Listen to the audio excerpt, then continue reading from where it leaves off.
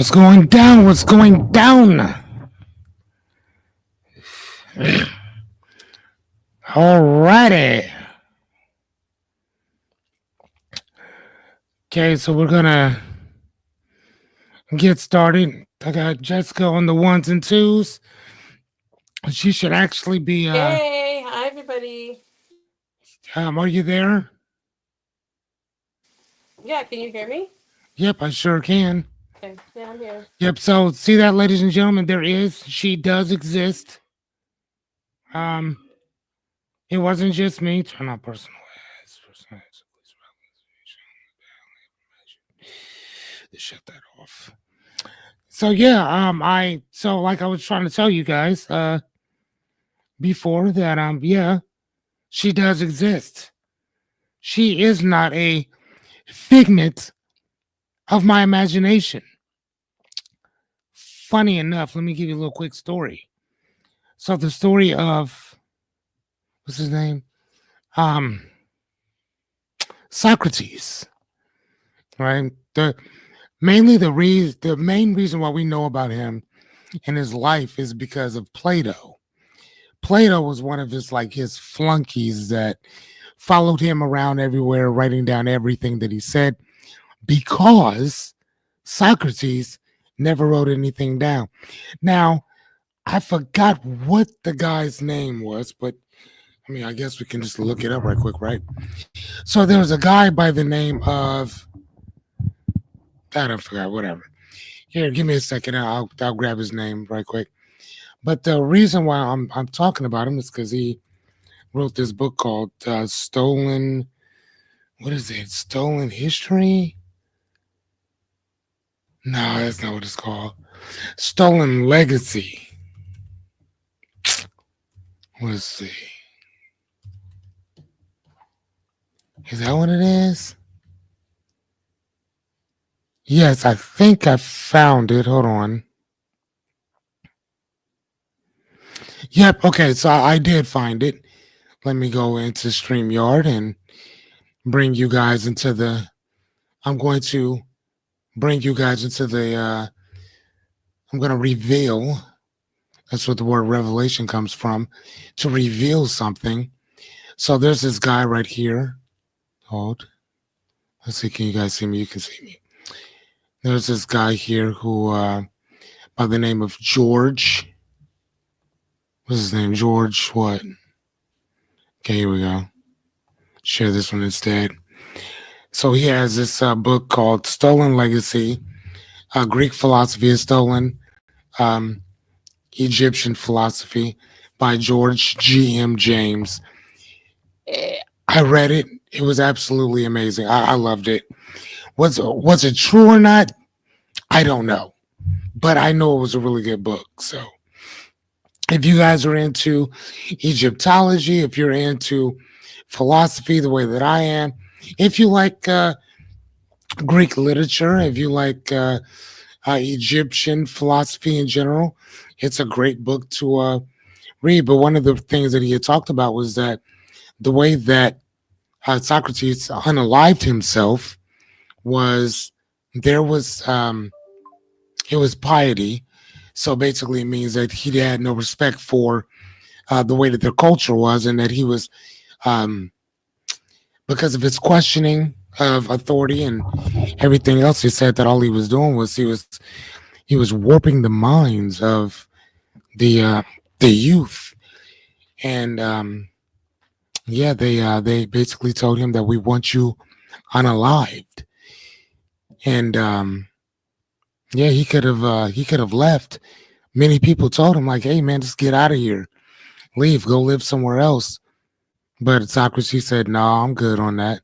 If they don't want me here, there's no reason to walk around running from it because I'm always know that these people don't want me alive."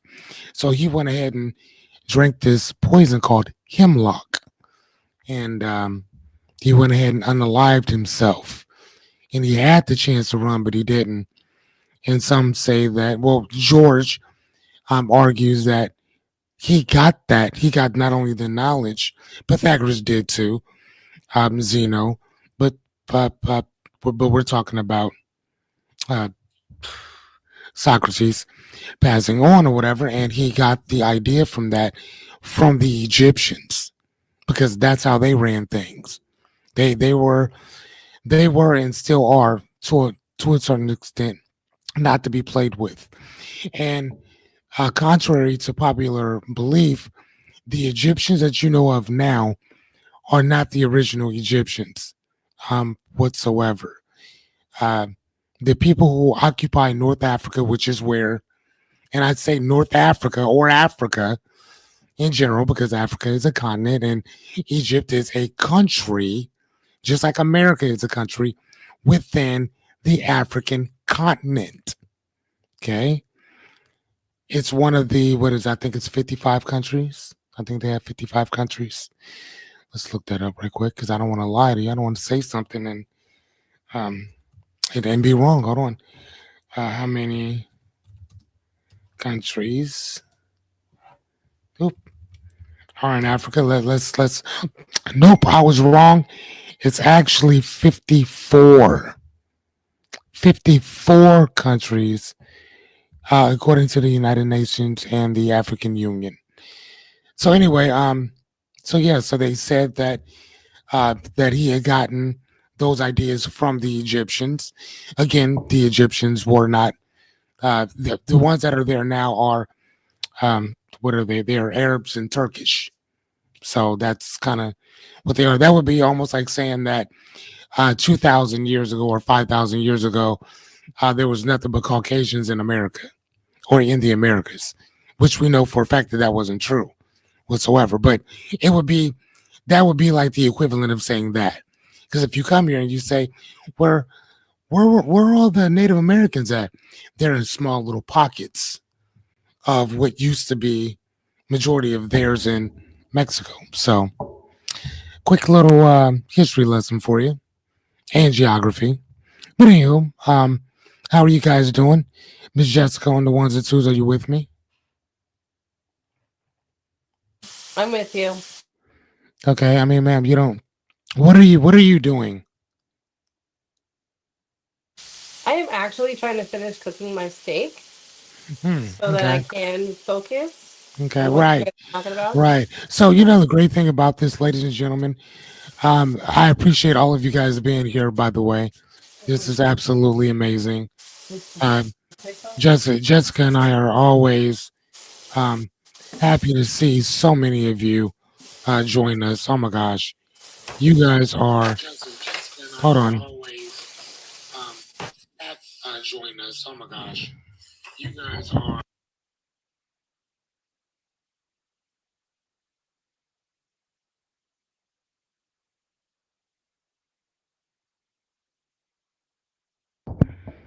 Sorry about that. I had to. I had to basically make sure that I was kind of wasn't all over the place. So sorry about that. But anyway, yeah. So this book right here was absolutely amazing, pertaining to Egyptian stolen history. Um, and everybody's saying or thinking that that philosophy came from the Greeks, which it did not. Um, which is really sad because their objective to um, write us or not even talk about us in history is just crazy in general. Like that's just insane. Um, like yeah. So anyway, but we are where we are. Ashton, what's going on? I don't know if I know you or not, but hello, welcome. There's been like 15,000 people on here. I'm just joking. I'm just joking. But so we'll give it a minute or two before we get started. Again, my name is Fearless Cummings. I am a certified life coach. Been coaching for about 23 years. Um, this is kind of who I am and what it is that I do. I wanted to bring people some coaching and some techniques and tools that could actually help them along their way to kind of promote accountability, perspective, and simplify your life while having a little bit of fun and taking you on this wild entertainment ride if you guys are okay with it. But here's the thing, if you showed up, that means you're cool with it, right? I'm just joking with you. That's what's up though. Okay, so we will go ahead and get started because we got a lot to cover tonight. Jessica, are you still here? Yes, I'm still here. Okay. So again, ladies and gentlemen, this is Jessica on the ones and twos with me, and Hi. we are. She is here. She is not AI, but we are going to. We're going to get started right after my little intro.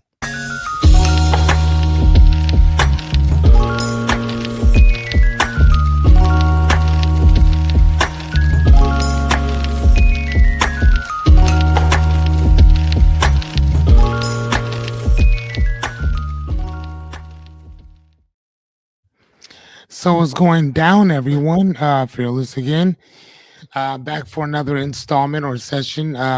This is day 6 of 100.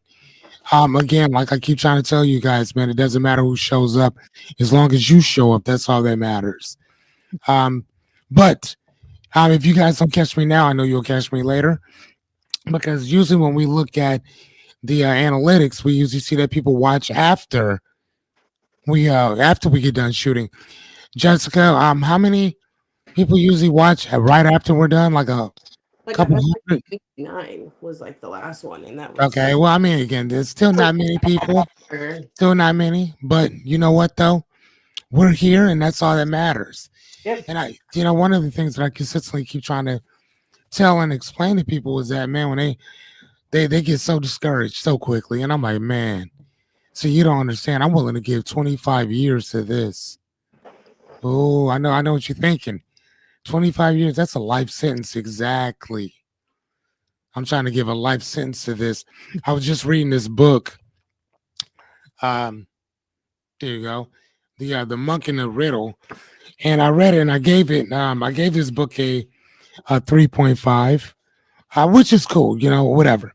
Um, but one of the things that I read in this book was absolutely amazing. I, I was waiting for the guy to talk about exactly what the book was about, because again, it's the Monk and the Riddle, but I mean, you really didn't know who the monk was or what the riddle was. But I think later on you start to understand what the riddle is, and I wanted to read some of this to you. It says, what are you willing to do for the rest of your life? Now, this question does not mean literally what will you do for the rest of your life. That question would be absolutely absurd given the inevitability of change. No, the question really asks is, if your life were to suddenly end and unexpectedly end tomorrow, would you be able to say that you've been doing exactly what it is that you care for today? What would you be willing to do for the rest of your life if tomorrow were your last day? And what would you be doing right? Would you do that right now, today? And I can honestly say unequivocally, I'm doing exactly what I would want to be doing if tomorrow was my last day. I'm doing it right now. So again, it doesn't matter who shows up, as long as I showed up. That's all that matters. And again, we'll catch y'all asses later. So I ain't worry about it. Anyway, Miss Jessica, are you here? How are you doing? I'm good. How are you? You know what? I'm actually doing pretty well. How's your steak? It's so good. I made cabbage too. Oh, did you? That's wonderful. You should let us see you eat. That's not happening. Okay. Well, that's. You like this? I'm sorry. What? You're so weird. You know what? You're right about that, and I appreciate your honesty and lack of candor. Mm-hmm. So, people, how are you guys? Miss Jessica, since you're the only one here, are you reading any good books? Nope. Thank you again for your honesty. That is, thank you for that. Mm-hmm. I mean, I seriously, I mean, although we live directly next door, I know if you're reading or not, and I appreciate you saying, nope, I not could at have. all. You could have what? I could have lied, You could have, but but you didn't. yeah. Yeah. I know that's what love. That's what's up. I love it. I don't know what I plan to read next. I truly don't. But whatever it is going to be good. I was talking to Brian, who is who's my podcast partner on Trial and Error, And he called me today, and he was just excited because he's like, "Man, I think I just want to focus on marketing, advertising, and business consultation." I'm like, "Man, that's what's up. That's great when you finally realize what your niche is, and then you stick with it." But like I told him, same thing I told myself, and because we talk every day, and you already know kind of where I'm at with certain stuff. You can't really talk about it if you're not doing it, or if you haven't done it. You know. So, but the fact that he has done it, and I'm like, you know what, man, you have my approval. Again, you don't need it, but still, I appreciate when people figure out what their lot is in life and they just go for it. Hmm. You know what I'm saying? It's kind of like what you did, same difference. I mean, at least I think it's the same difference. Kind of. Somebody else might feel differently, but that's how I see it. You wanted to be a mom, and now that's exactly what you are. So, I mean, that's how that works. Hmm. But so is there anything you want to discuss before we get started in our little thing here? I think this next topic is going to be, I think this is going to get the most views. Why do you say that? So, really, because it's not controversial, but a lot of people are affected by toxicity. And it's a word that people just throw around nowadays. Okay. So do you think that people actually understand No, um actually understand what that word actually means? no, because like I said, it's a household word. Everyone's like, "Oh, that's so toxic." Oh, Oh, okay. So you know what? Then thank you for saying that, because then I think that what I'm going to do right now then is I'm going to create another slide real quick explaining exactly what that is, because I didn't even that's a think good idea. to I didn't even think to define what the word toxic was. You know what I mean? And that's to me that's pretty serious. It is. Like you need to let people know exactly what that word is or what it means, especially if you're talking about it. I really could not put into words what I think it means. I know how to Really. use the word, but But yeah, like well, what is the actual yeah. word? Okay, no, I got that. I got that. Okay, so on here I'm looking at the dictionary, the Oxford Language Dictionary. And matter of fact, here I'll put this in here. Oh man, before I hold on. Oh man, this is actually kind of cool. Okay, so the have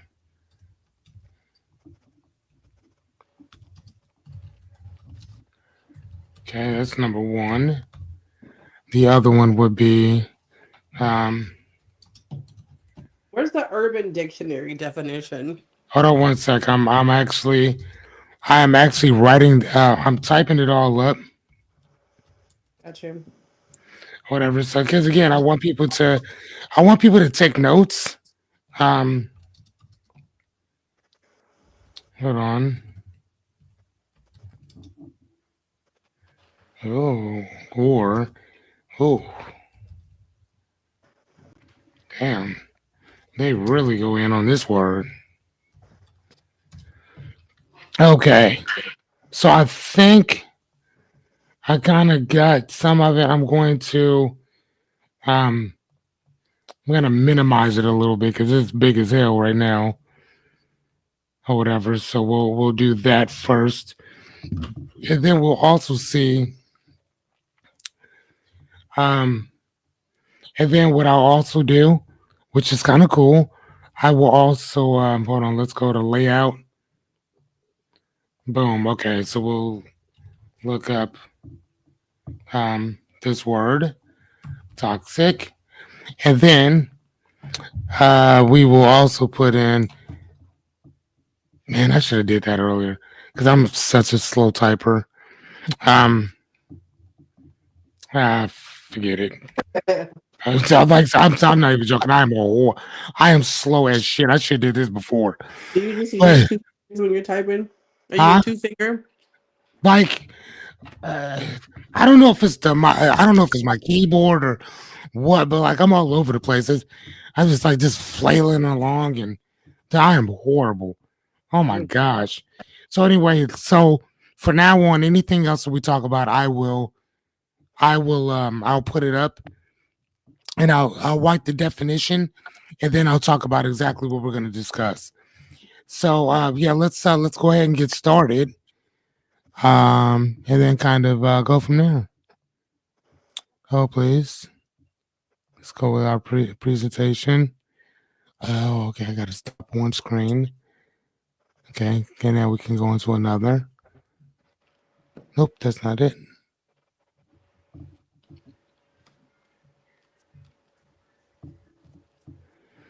Okay.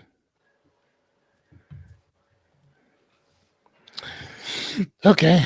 Yep. Let's go back. So today, welcome to day 6 of 100 of live coaching, training, and learning with Fearless T. Cummings. And today we're going to be talking about the 10 reasons why we glorify and normalize toxicity. I should have, again, we can always discuss what I should have done, but for now, what I will do. So the word toxic literally means the dumping of toxic wastewater, very harmful or unpleasant in a pervasive or insidious way. Some of the synonyms for this word could be poisonous, venomous, Hmm. virulent, noxious, dangerous, destructive, harmful, unsafe, malignant, injurious, pernicious, Okay. environmentally unfriendly, fatal, deadly, lethal, death dealing, baneful.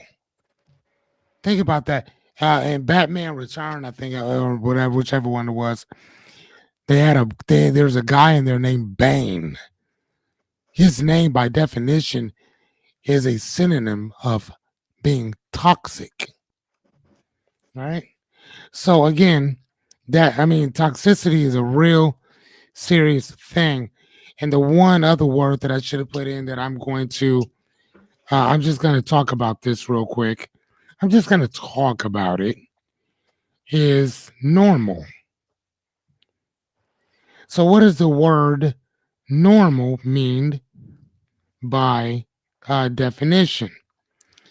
The word normal means conforming to a standard, usual, typical, or expected.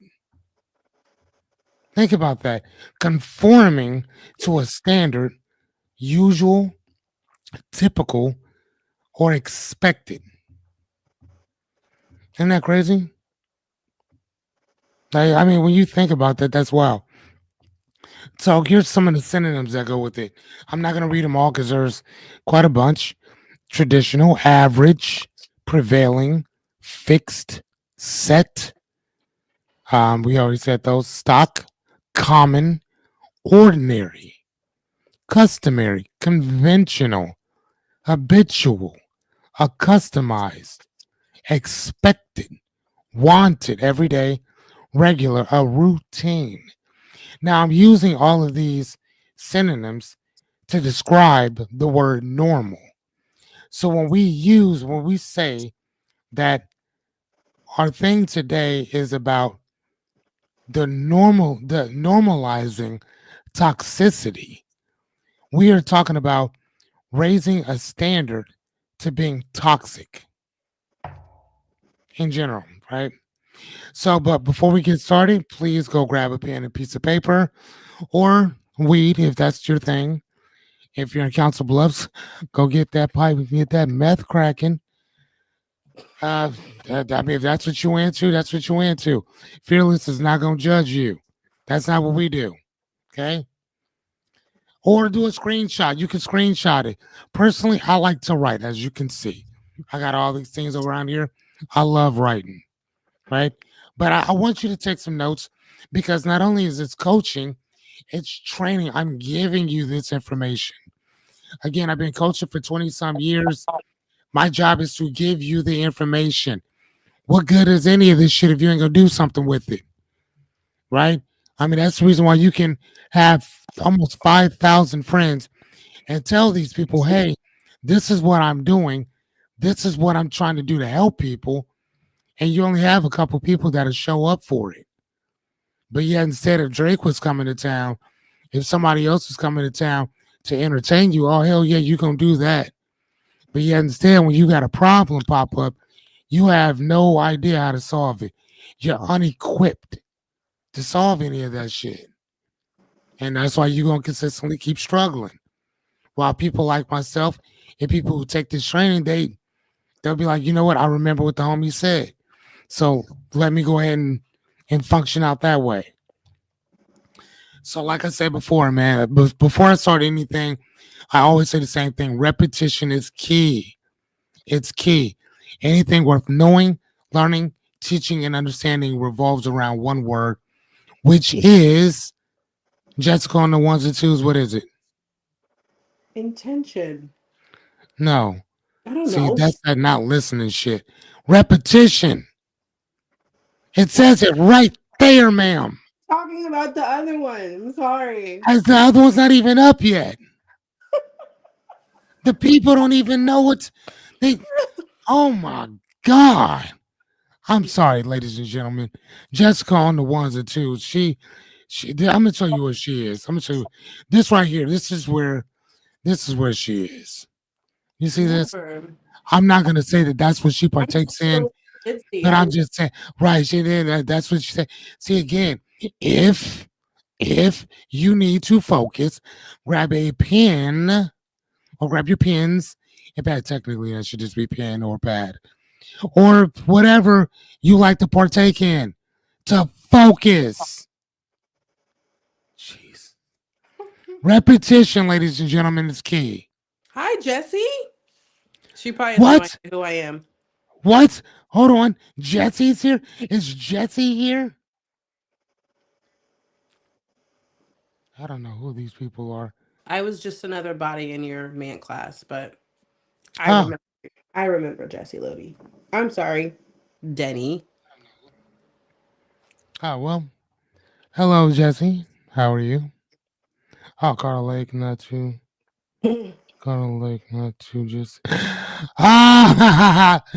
Are you saying that? Are you saying that Carter Lake likes to partake in mathematics? Is that what you? Is that what you're saying, Jesse? That Carter Lake, the butthole of Iowa? Is that what you're saying? Because I don't think that those individuals over there will like that. That's I don't funny. think that they like that. Although they did get rid of my friend from the library over there.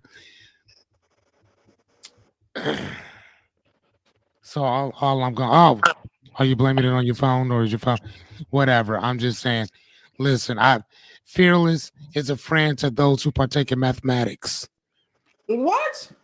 I'm just saying, Good if you're question. paying, if you're paying or paying attention to what we got going on, then go ahead and smoke your shit and listen. Thank you. Oh I my god! appreciate you coming. Wow. Oh, yeah, hold on. Yeah, see, thank you. Yes, yes. See, Jesse said the same thing. Don't forget that we got that meth too. Thank you. I will not. I will shout you. I'm gonna shout you guys out. Carter Wow. Lake, I love you. My son's grandmother lives over there. I love that one store that y'all got, which is what is it like the Family Dollar? I love it over there. Plus that gas station, which I mean I don't need gas, but you probably do. Some of y'all probably take some of them brown paper bags and put gasoline in it and get the huffing right next door to the gas station. I love you for joining us. Thank you, people. All right, so again, like I said, repetition is key. If I'm going to offend you, I'm going to do it repetitiously. All right, Okay. here we go. So, number one, you have to take accountability if you're going to offend people, which I do. Accountability means what? I own my own action, my choices, and the results, good and or bad. It is not about blame, it is about ownership. Okay? I may not control everything in my life, but I am responsible for what I can do, period. Oh, Dollar General. Oh, and apparently they have a shelter there too. Oh, I know that. I know that shelter smells like cherry flavored meth, Oh God, doesn't it? got Oh that yes, doesn't poverty it? smell. Oh, they got that poverty smell. Mhm. Hey, listen, Fearless love that poverty. He loves that smell of it. Desperation, perspiration. Hmm? Is that what it is? Of course it is. It's about to get weird, ladies and gentlemen. It's about to get weird. Anyway, let's go to the next one. So, responsibility. Responsibility means that this is mine to take care of, right? It's about whether you're in charge or not. Your life, your action, your task. It is the ability to respond, not to react. We got to stop being so goddamn reactful, right? Proactive is one thing, reactive is something different. You don't have to control everything, is what I try to tell people. Just handle what's yours. And if you can help the next person, help them. I mean, you don't have to be a dick not to help people, right? You can help them. All right, so let's get this party started. Boom, pop. Oh, hold on. Sorry. We got one more. All right, so why setting a clear intention is so important? Jesse, excuse me, Jessica, can you take this from here? Why is it so important to set a clear example and set the intention of where we're going? What's the first thing? You've been here for 6 days now. What's Don't number one? don't have them memorized. It I can doesn't read matter. it. Put it No, up there, and I'll read we're it not like gonna what you're doing. we're not reading shit. What's the first thing? I've been teaching you this for years. What is it that you what's the first thing? I don't know. What is the first thing? What Why? is the first thing? I don't know. Can you just give me a hint? I fucking did. It's what is the first thing? What? Sweet I feel like baby. that's a given. Of course, ma'am. You're supposed to give it. Okay, what's the second thing? How are you gonna get it? Jesus Christ. I You know don't what? Just know. Who, what, mute, when, where, mute your what? just mute your thing. I got it. Mute your mute yourself. Mute your hold on. Mute yourself. All right, anyway. Thank you. Thanks, dude. Jesse. Jesse's coming from my position. Jesse, she is coming for you, yo. Jesse is coming for you, Jessica, on the ones and twos. She is coming for you. This ain't even fair. She just started. You've been you've been my ride or die for years. Jesse's also extremely intelligent. So Yes, she is intelligent, but you're around me constantly. yeah. Let's just get to. Can we Oh just my God. the topic Yes, tonight? yes, Jesse. Yes. Knowing why. Why would be the second. Sweet baby Moses. Where are you going would be the next one. How will you get there? What if things don't work? Okay, you gotta know what happens if shit ain't gonna work out for you, right? Again, why are we talking about this? Because repetition is key, and obviously some people do not fucking listen. So that's why we have to keep repeating it. Because they don't listen. Here's the other thing. What are you willing to sacrifice? Jessica, on the ones and twos, I still appreciate you sacrificing your time and your evenings to be here to help me with this, which I'm not sure just yet how you're helping, but I believe in you. I always have. Me and your mama believe in you. So let's go. Please, people, ask as many questions as humanly possible because we are only here to help. And I say myself because my dear good friend Jessica is also here, volunteering her time away from her children to help you too. So, and I got Jessie Denny now. She's Denny now. And actually, there's a Denny's over right by her house. Do you own or are you a part owner of the Denny's franchise, Jesse? Just asking. You know what? And I 100% agree with you. I 100% agree. For those of you who cannot read, uh, Miss Jessica Denny said, she's amazing, fearless. She's necessary. The female voice is vital too. Yes, yes, it is.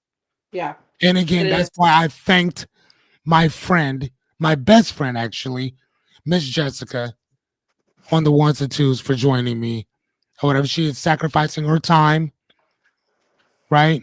And time with the kiddos. So I very much appreciate that. Very much. So okay, so let's get started before I run out too much time or whatever. Okay, so being that we're talking about the normalization of glorification of what the hell are we talking about again? Toxicity. Where's the Toxicity. Thank you. I don't know. My brain just went blank for a second. Thank you. See, if you were in my ear, I'd have known that, right? So toxic behavior is often mistaken for power, confidence, and leadership. We see that today a lot um in politics. Look at what's going on with that. I personally try my best not to pay attention to a lot of that, but unfortunately, if you live in America, you cannot say I ain't political. I mean, because everything revolves around it. So you may not pay attention to it, but it will affect you in some way. Because if it doesn't affect you, it's going to affect everybody else around you, which will affect you. So number two is many people grow up believing that loud, aggressive, or manipulative individuals are in control and that they're usually right. I've been in conversations with people who are compulsive fucking liars. And yet instead, I mean, because they talk loud, you think that, oh, he's probably right. No, most of the time they're not. My voice only goes up as loud as you hear. It don't go up any more than this. So you're trying to tell me that somebody who children could talk louder than me, that they would beat me in an argument? I'll whip your little ass. But I mean, I'm just saying, right? So being loud and aggressive and manipulative doesn't mean that you're in control, let alone that you're right. Number three, because these behaviors are associated with success or authority, they're admired instead of challenged. Think about how certain people get elected. Oh, he's just being honest. He's just telling you the truth. So then we can ignore the extremely disrespectful behavior, the rhetoric that goes with it, and we're cool with that shit. And what do we say? We say, well, I admire his honesty. Okay. All right. This number four, this confusion glorifies toxicity and reinforces the idea that being kind or emotionally aware is weak. Is Mm. weak, which is really crazy because we have this war on wokeism, right? Now, by definition, because again, I'm as a life coach, I focus on what you're saying to me and what words you're saying, or excuse me, what words you're using. By definition, the word woke just meant at that time. Now, words can also metastasize into other shit, right? But the word woke basically meant to be able to see racism, or not just racism, to see a wrongdoing and say something about it. That was it. Somebody else took that shit and ran somewhere else with it. From when it first came out, when that word was first introduced, it just meant to call out inequality, to call out bullshit when I see it. Somebody else took that same approach and says, you know what? Nah, we're going to make it. We're going to create or make a war on this particular word, and that's exactly what they did. They did a hell of a job with it. Good job. So number two, media makes it entertaining. Number one states reality TV, social media drama, and alpha influencers often package toxic behavior as exciting, fun, or aspirational. You know another really cool place that they have that's toxic, that's fun and aspirational, that could be sometimes exciting and fun. It's called prison, Mm. right? Because you mess with the wrong person and they beat the shit out of you, you're gonna end up in a hospital, and then you're gonna do something dumb, and then you're gonna go to jail, right? But and most of us find this number two. We find this bad behavior on social media because something bad goes viral. It draws massive attention, and then it sends a message that toxicity equals popularity. So the more fuckery you're into, the more that people are going to be like, oh, okay, well, that's fine. It's okay. That's really funny because I just saw that on TikTok. Which let me give you a little thing on TikTok right quick. So it's a Chinese company, right? That created that. So did you know that they don't have the same stuff that you see here in America on TikTok? They don't have that same thing in China. Did you know that? For every couple videos that they have other videos that teach you about science, that teach you about different experiments, that talk about math, that talk about like history, stuff like that. And they're mandatory for you to watch before you get to the next video. Did you know that? Oh wow. I'm sure most of y'all probably didn't know that. Mm-mm. I didn't know Yeah. that. Yeah, no, they have that. They don't watch the same shit that we watch here. Like, no, they're not doing all that. All right, so number three, viewers begin to unconsciously emulate these behaviors, thinking that that shit's normal. They're thinking that that's normal. Oh, okay, hold on, Jess. Okay, so that's how I actually. Oh, yep. Handicapped lady goes to prison for beating. Yep, exactly.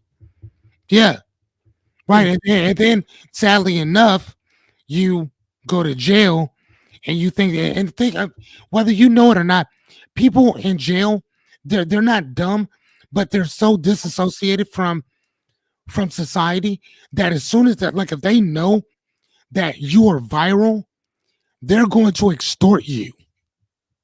Like, I don't know if you guys know that or not. If you got money, if they think you got money, you're getting punked and extorted in jail. I mean, it may not have happened for somebody like Boosie or somebody like Kevin Gates or something like that. But the ordinary, everyday, run of the mill, who's not connected to nothing, oh, buddy, oh, buddy, Mm. You're Omari, Omarion got that song. It's called Oh. okay. I'm just saying, Omarion got that song called Oh, and he just keep opening up his mouth. Well, just get used to singing that song while you in prison. That's all I'm Oh. saying. Hello, ain't nobody playing with your weird asses. All right, so number four. Over time, toxicity becomes trendy, not taboo. Now, the word taboo means that it's not something that we easily discuss. We don't talk about it, right? Like that's something that, now we're good on that. We don't need to discuss that. It used to be that people never talked about religion, politics, and I mean, no, I'm not going to say that one. I'll just say religion and politics. And I, sex. I'll just say, and what else? Sex. Sex. Yeah. Yes, and sex, right? I mean, listen, nobody cared about what you did to your children. You could have went home and beat the shit out of your kid. But listen, we don't want to know nothing about your political point of view. We don't care. Tell me about what you did to your kid. Tell me about that. You know what I'm saying? Like, people will probably be more acceptable to listening to you. I don't know. I mean, I want to get so inappropriate, but I'm not going to. I'm trying to change, ladies and gentlemen. I'm trying to change. I'm trying to change. Yes, thank you, Jesse. Sex. Sex. Hmm. Anyway, number three, it feels familiar. I mean, sex does too, but the word toxicity. Number one says that people who grow up around chaos, gaslighting, or manipulating often start to see those dynamics as being normal. If they grow up with that shit, Thank you, Jesse. I'm improving. I'm trying. I'm trying. But they tend to grow up with that, and they think that that shit's cool. So majority of their relationships are going to be like that, and then they're going to unfortunately think that everybody around them is going to be like that. So then, number two says toxic environments can feel familiar, and familiarity can feel safe even when it's harmful. Jessica, let me ask you: do you know anybody who fits something like that? That their environment is just they grew up like that. What? Absolutely. So it's not like they and it's here's the thing. Yeah, for the most part, like going back up to number one, that's how they grew up, right? I mean they grew up that way. So gaslighting is what is making a person feel like that you're going crazy. You know what I'm saying? They're making you challenge your reality. Hmm. This ain't this and the other, right? Or manipulation, right? And going back down to the other ones, but all of those things they're all normal to that type of person. Number three says when dysfunction is all somebody knows, they may confuse it with love, attention, or care. And I can't wait to get into these other ones because that's really what that kind of goes into. And that's what we do though, right? In relationships, they may gravitate towards toxicity because it matches their emotional blueprint. Or for Jesse and I would talk about when we talk about Abraham Maslow's of needs or the MANT thing or whatever, that would be their baseline. Think about that. That toxicity is people's baselines. Crazy. Oh, ain't that crazy? Yeah. Like shit, like that's where it is. Right? Oh my God, I can't wait to get to these other ones. Okay, here we go. This is the one I was talking about. Number four, we equate suffering with love. Number one, romantic movies, music, and books often portray love as dramatic, painful, and obsessive. Okay, hold on. What are you saying there, Jesse? She said, I don't like the guy anymore, but the crisis cycle still. Right there you go. That's what I'm talking about, Jesse. Thank you, dear. That's what I'm talking about. Again, for y'all who can't read, don't worry about it. I got you. Jesse says, I don't like that guy anymore, meaning So Abraham Maslow, but the crisis cycle still slaps. Yes, ma'am, it does. And for y'all who don't understand what slaps means, it means that it's really good. Good stuff. It's truly amazing, which it is, right? Because majority of us are already at baseline. So if your baseline is that you turned up means that you down for whatever. You're violent as fuck is what you are. That's crazy, right? So I'm just kind of throwing that out there. All right, um, so these portray blah blah blah. Okay, so number two says that these portrayals, excuse me, condition, and that's another word I should have highlighted that condition us to believe that struggle and chaos are signs of true love. That means that when you're throwing dishes, when you're calling her out of her name, when you're going off cheating on this motherfucker, and you're telling everybody how he ain't shit or y'all ain't this and this and the other, if you're not wanting to put hands on this woman, that's not real love. That is fucking sick. That's it. I've met people, and again, this is so crazy, man. I've met people that don't argue. Been married for years. They may disagree with certain things. Don't argue with each other. Like they don't have that type of relationship at all. Like, do you remember that one relationship that we saw happens every day? Thank you, Jesse. Thank you, uh, Jessica. Do you remember that person that we know that as soon as she hooked up with this dude, all they did they had to go to counseling within the first month or so that they were together.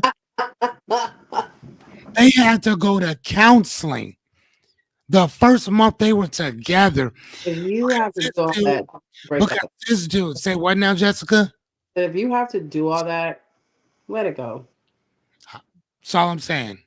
That's First all I'm month, that's crazy. But yeah, that it's real. People are really like that. like really like that. And here's the thing, that's their baseline. Yeah, that's the norm. That's their, thank you, Jessica. That's their norm.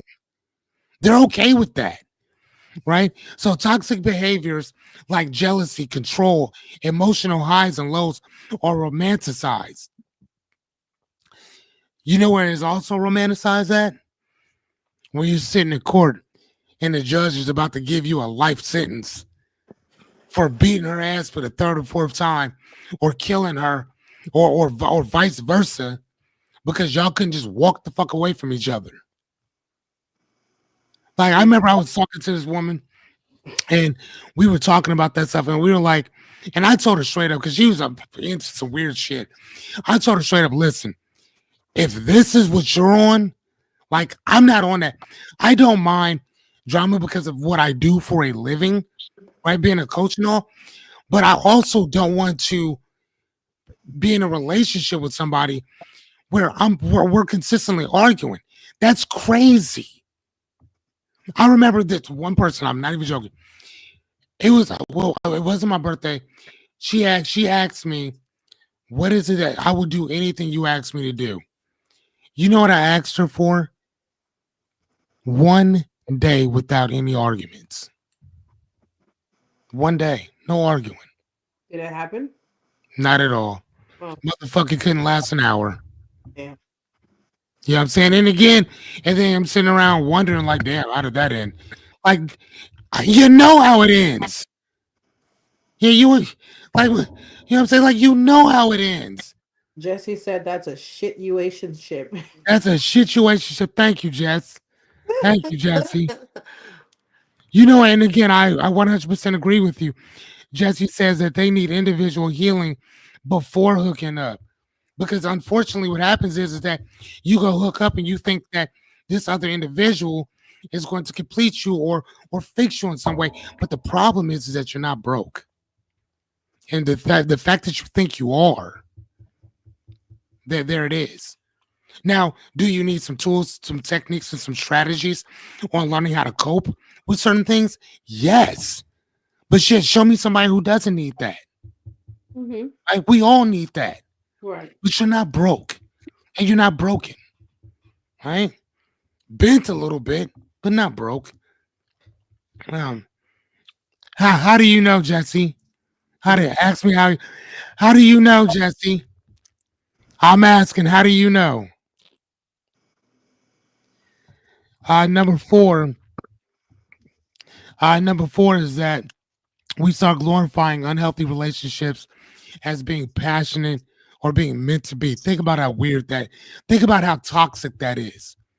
Number four, for those of you just popping in, hey, my name is Fearless Cummings. I'm a life coach, been coaching for about 23 years. I'm just here to help, give you guys some coaching. I'm answering whatever questions you got, uh, give you guys some tools, tips, and strategies on some life type stuff, whatever.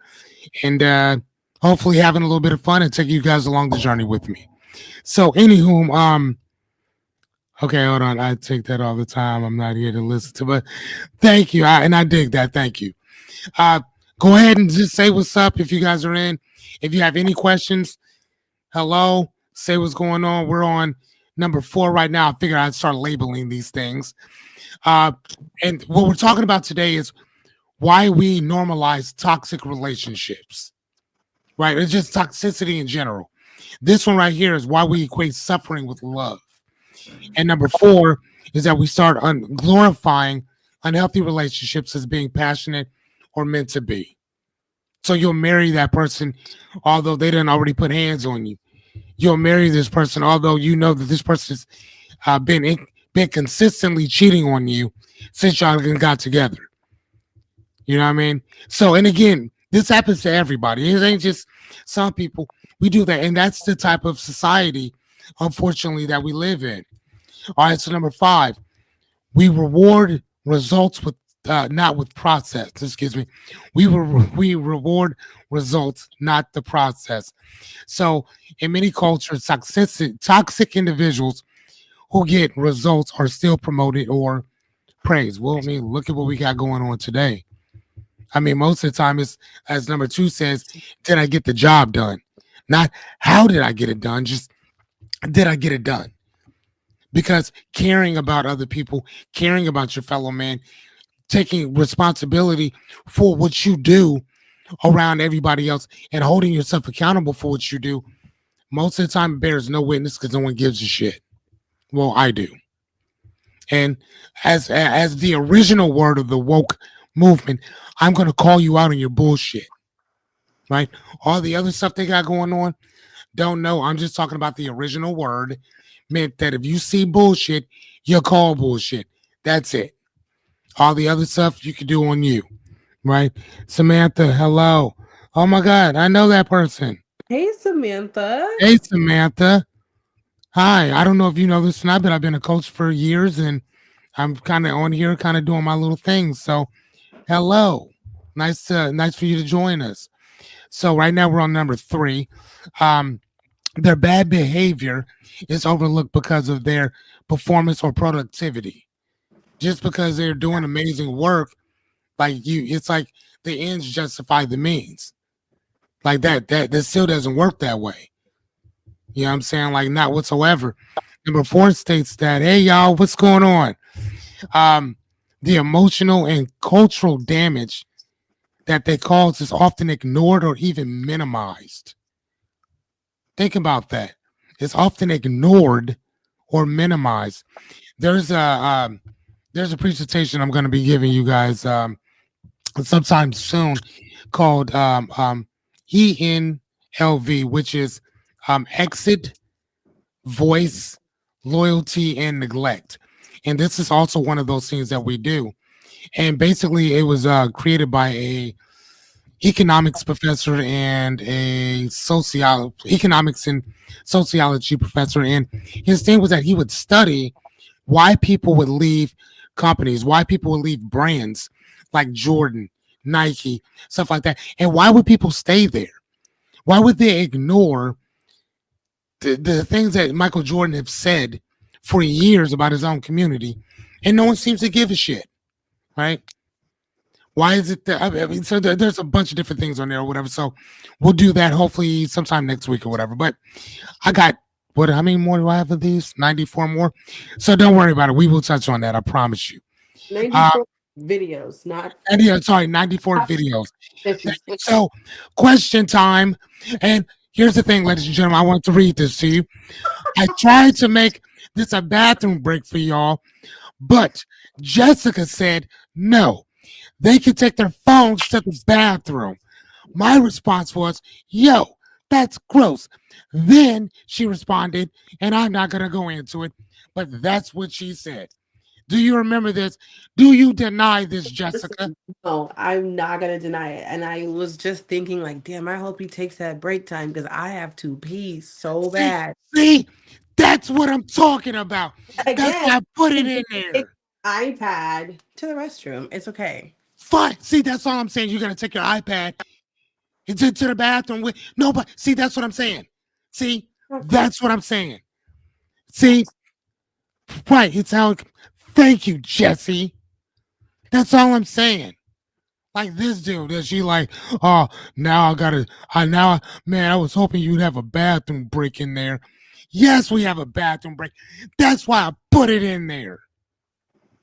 Jessica be bullshitting, Me, y'all. I'm gonna mute and go use Oh, the and she's gonna restroom. mute us because she has to handle her business, which again, I tried to tell her that people need a break.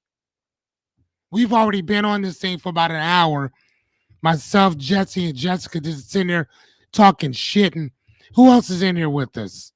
Is there anybody else in here with us? Because if you're in here with us and you're not talking, like that's crazy talk. I'm not even gonna lie to you. If you say hello to me, if you've already been in here, I'm gonna ask you a question. And if you can answer that question, I'm gonna cash app you a middle finger.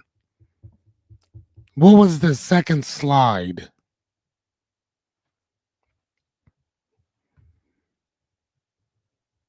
I only got one hand.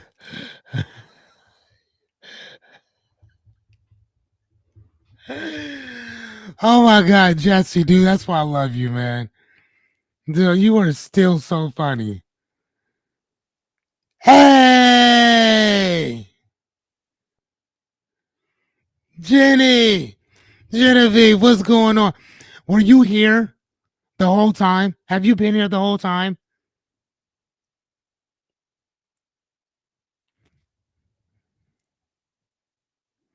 It's cool. Listen, Samantha, you are good, yo. We're gonna be doing this for about 94 more dates. So it's all good. We're cool, man. I appreciate you still stopping by in general. I'm trying to make this a family affair. You know what I'm saying? Like I really, you know what? Hey, I could care less whether you late or not. You still showed up to support, and unlike other people, I appreciate when people show up for me. I promise you I do. So thank you, no matter what. Thank you. I appreciate it. I'm giving you guys a quick restroom break. Usually, I would actually be off of here by now because I try to hang out with my kiddo before he goes to bed. But tonight he told me I can go ahead and just kind of keep going and stuff because he wanted to go hang out with his little buddies. Who wants to hang out with their friends instead of their dads? Like, who does that, right? I appreciate you guys speaking the truth and teaching some stuff. You know what? I tend to think that we do, Samantha. I wish that more people did. Here's the thing. I don't think that people don't do it. What I think that or don't talk about it. I think what the problem is that they don't follow through and do it themselves. Yeah, that's what self-awareness is. Yeah, you know what I'm saying? Like, and I very much, and I can hear you. Yeah, say that one more time, Jessica, because I love that. Say that again. That's what self-awareness is. Boom. Yeah, and you're very much right. That's all that is. Self awareness. And again, self awareness, like I'm always saying, is it's to me a form of accepting accountability for who you are. Right? It's a self examination. That's what it is. So either way, so all right, let's keep going. Did you guys all pee and poop? Are you good? Did um Jesse, do you need to go get some chips?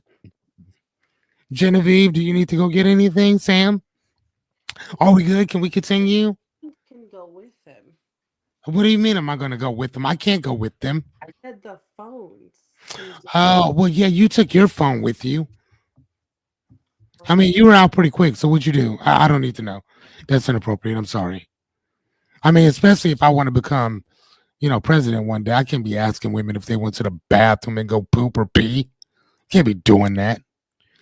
Jessica, we'll talk about that later. Anyway, ladies and gentlemen, let's get back to it.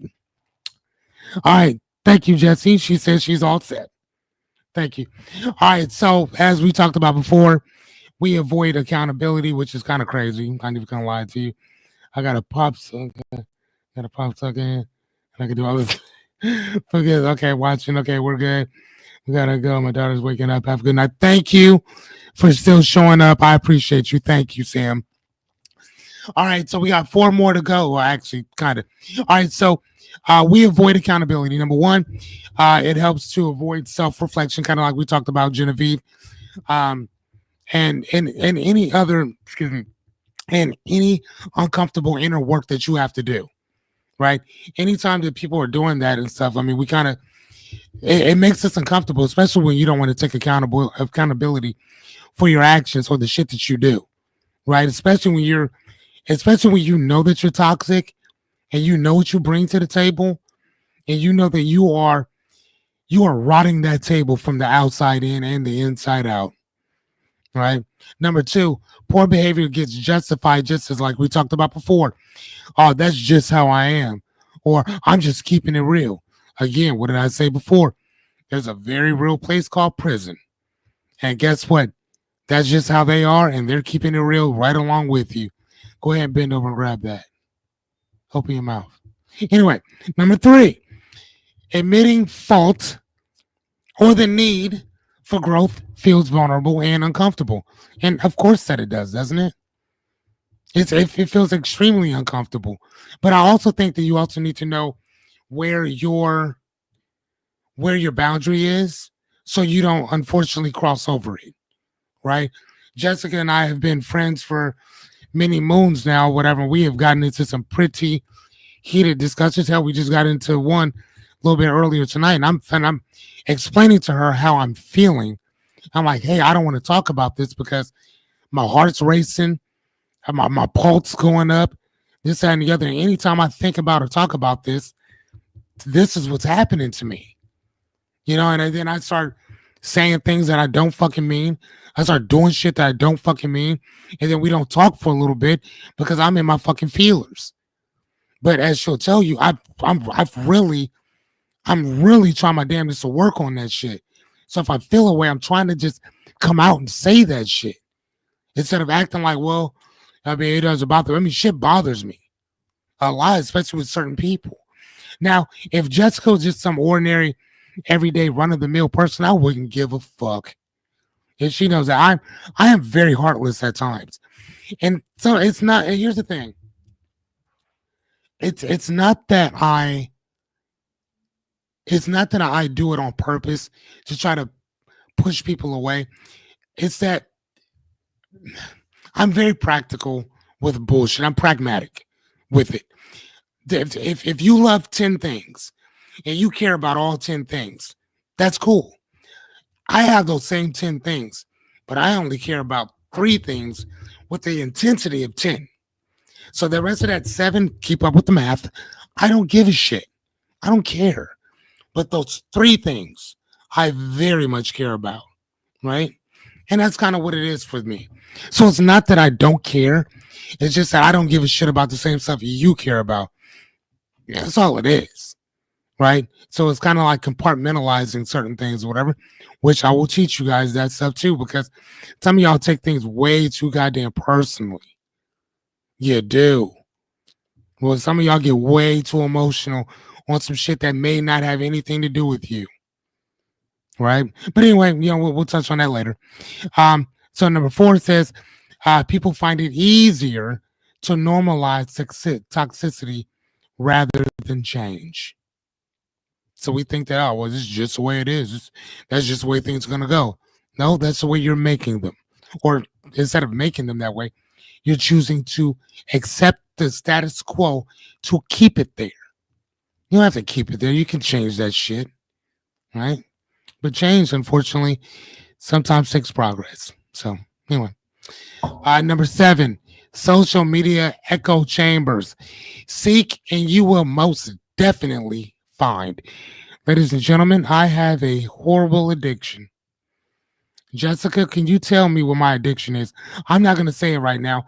Jessica, are you here? Are you here, Jessica?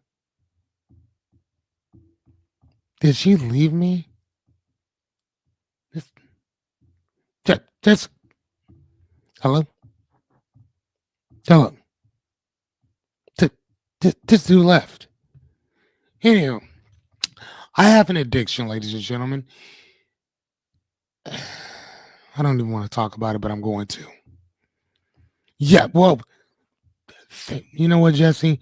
I think I'm gonna have to start bringing you on, dude. But yes, that is a huge addiction. Where are you at? Well, I don't understand. Like, did you mute yourself? Oh my gosh, what are you doing? Are you number twoing? Is that what we're doing? I know that I'm not supposed to ask that, but I don't really plan on running for presidency anytime soon, so I think I'm okay. Are you pooping? Is that what we're doing? I don't know.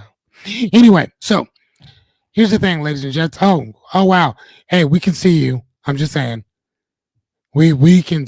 Well, they can't see you yet. Okay, now I'm gonna bring you in. Okay, Jess, are you there? Yeah, Jessica, what happened? I have no idea what happened. You had to go to the bathroom? No, somebody called me, and then after that, I think I don't know what happened. But Oh, anyway, okay, did you cool. say it? Did you say the thing that you were addicted to? No, because well, Jesse said one of them, which is actually my main one. But you know what my second one is. What is my second one? I don't even want to say it because it's. Yes, you do. Go ahead and say it, Jessica. If you Say it. want to say it, you can say it. Say it, Jessica. Say what my addiction is. I'll pass. Come on now. Go ahead, confess to your addiction. We've heard it on every My single one of your my lives. name, my name is Fearless Cummings. Where's the camera? Right here. Hmm. And I am an Instagram cheek clapping. What is it? What do I say? How do I say it? Cheek clapping what? What am I? You're just a What cheap tapping addict. addict? Thank you. I can't stop getting enough of watching those Instagram models clapping cheeks. It's crazy. I don't talk to them, but it comes into my for some reason Instagram has it in my algorithm to watch this. And I have to look away, ladies and gentlemen. I'm not even joking. I have to look. I'm like I'm not even, I'm dead ass. Like it's gotten bad to the point where I will literally just stay off social media. And now I set up another one because a buddy of mine, we are doing another podcast thing called Philosophy Hunters or whatever with my buddy Matt and I. Stay tuned for that. I'll get you guys all that information. Jesse, it was that I have an addiction to watching Instagram models clap their cheeks, with their butts You just like, clapping yeah. around, just clap, clap, clap, clap. Not models, just a certain part of their, and it's beautiful. I don't, I believe that it's very delicious. It's beautiful, but it is alarming to the point where I can't watch that shit because I would just sit like this.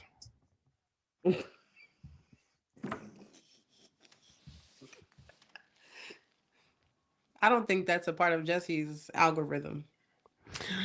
Yeah, so no, Jesse, I'm sure that's not a part of your algorithm, but it is a part of mine. And here's the other thing, ladies and gentlemen, I'm into some weird shit.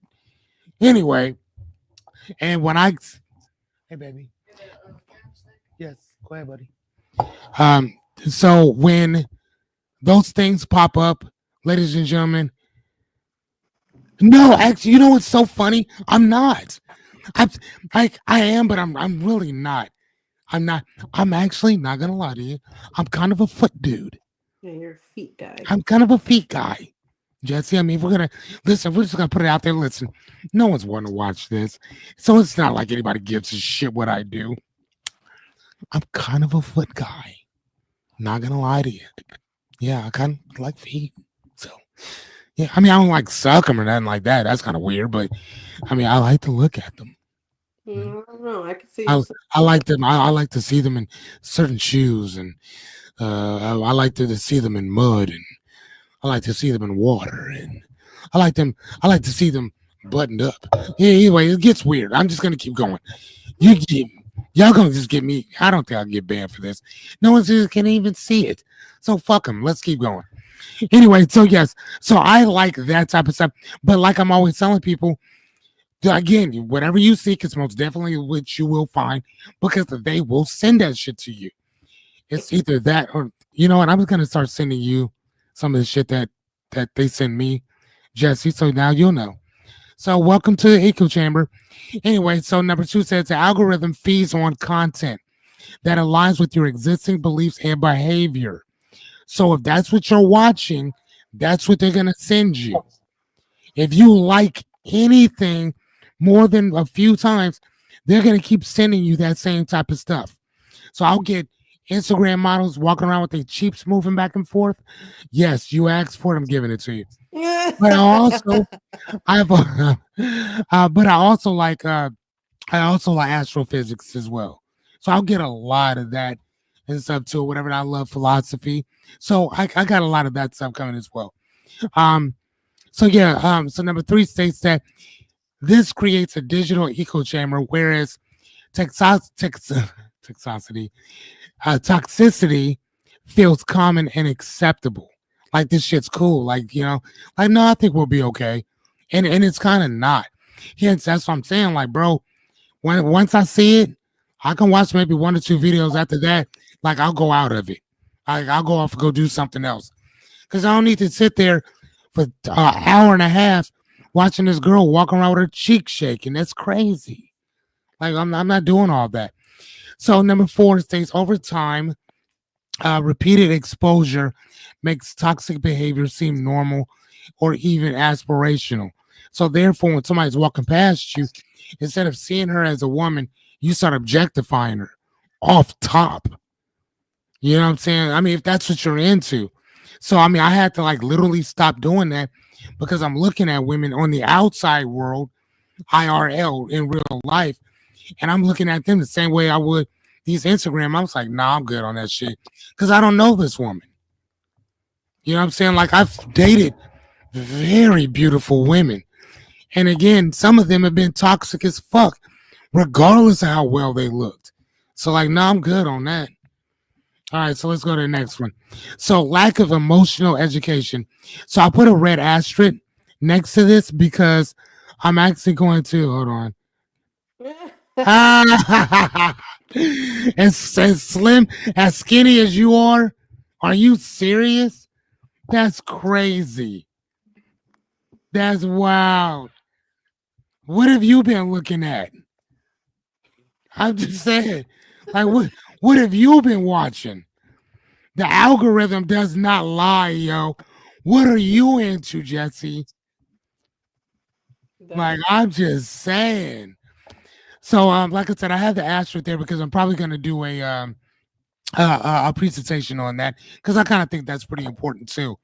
So many of us aren't taught emotional regulation, empathy, healthy communication growing up. Yeah, right. You're funny. Um, but and that really sucks, man, because they care more about your grades and whether you're tardy or whether you're absent than they do about teaching empathy, apathy. You know what I'm saying? Healthy communication with people. And stuff. That shit's never taught. Is it just me terribly wrong? Oh my God. You're funny. Um, so number two says, um, stating boundaries often isn't, excuse me, setting boundaries often isn't modeled or encouraged in families, schools, or societies. Think about that. We don't really set or teach our kids a lot about setting boundaries, like at all. You know what I'm saying? And then when they sit around watching, some of these things or whatever, whether it's on TikTok, Instagram, or whatever, that surely ain't gonna teach them any of that stuff. Actually, that's gonna teach them the extreme of what you're trying to do with them, right? So number three says these patterns become default behaviors in relationships, work, and even parenting. Even parenting. My son tells me all the time, Dad, let's start doing YouTube videos. I'm like, cool, what do you want to do it on? I don't know. Let's start being crazy. Fuck no, son. We don't need to do all that. No, but that's the climate that we're in. It's not about teaching our kids to learn anything or teaching them to be better at anything. It's teaching them how to be fucking clowns, right? So number four states that as a result, toxicity gets passed down from generation to generation, often unnoticed. But here's the thing: nowadays we notice it. We do notice it. So it's not one of those things that where it's just generational and then it stops and then nobody else knows about it.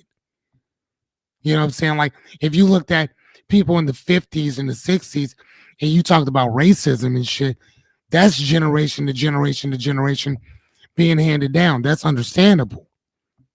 Right. But then you also now that in today's time, I mean, are there still people like that? Fuck yeah, there is. Do they voice it? Of course they do. Most of the time they voice it behind the screen. They're not going outside talking about I hate N words and this, that, and the other. They're not doing all that shit. Nah, they'll do that if you're playing Fortnite, if you're playing Call of Duty. Yeah, they'll do that all day long there. But just out and about, man, ain't nobody doing that weird shit. Right? But again, that emotional or lack of emotional education, that's where that shit comes from. Right? And now what we're teaching kids is that just don't do it out in the open. Do it behind your keyboard. But the problem is what happens when somebody catch you outside in real life. You know what I'm saying? Because people love to self brand themselves. And like, yeah, my name is Connor, this, that, and the other. So then you walk around with a shirt that says Connor, this, that, and the other. But people remember what Connor said about this type of group of people. So they catch you at a concert and wear your ass out in the back room. Then what?